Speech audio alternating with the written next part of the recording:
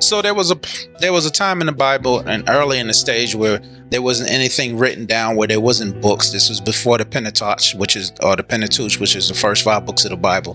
This is when after Moses, kills a person and he goes into hiding. And after he goes into hiding for 40 years or so, he's working for his father-in-law. And when he works for his father-in-law, he sees a burning bush. Now that's normal because it's so hot where he is that dry wood would catch on fire. But the thing about it is, by catching on fire, it never went out. So he approaches the bush. When he approaches the bush, an angel comes out of the bush through the fire and starts speaking through the bush. Now when the angel is speaking, he tells him about God that's going to deliver the people from Egypt and take them out of Egypt. And this is the people of Israel, the Israelites. So what Moses says and wants to understand is, which God are you? Because you have to remember, even though Moses was Israelite and he was from Israel, he was raised in the Egyptian culture. And in the Egyptian culture, they serve multiple gods. So he says, who do I tell the people you are? Who are you? And this is what the scripture says. God replied and said to Moses, I am who I am. Say this to the people of Israel. I am has sent me to you.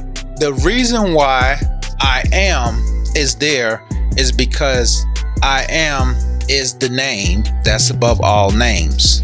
I am is the highest name that it can be. And then I am was so powerful that the Jews made it 4 letters, which is the letter Y, the letter H, and the letter W, and another H. And this either can be pronounced as Jehovah or Yahweh, which we get Jehovah now. And the name that was above all names. So whenever someone talked about the Messiah, they knew that if the person was to speak of this name, that was blasphemy, and they wanted to kill the person because they spoke of that name. So let's go to the book of John. Are you greater than our father Abraham? He died, and so did the prophets.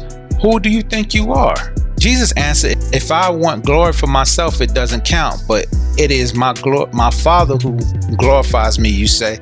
He is our God. But you don't even know him. I know him. If I said otherwise, I would be as great as a liar as you are. But I do know him and obey him. So watch what Christ says after this. The people say, you aren't even 50 years old yet. How can you say you have seen Abraham? Deity speaking. Jesus answered, I tell you the truth, before Abraham was even born, I am. That's the same I am that was brought in Exodus when Moses was talking during the bush that was on fire. This is the same I am that in the book of John, he talks about it multiple times. So let's go to the book of Matthew. Let's go to the 28th chapter, the 20th verse. Teach these new disciples to obey all the commands I have given you, and be sure of this, I am with you always, even to the end of the age. Jesus is saying that I'm going to be with you always, even to the end of the age.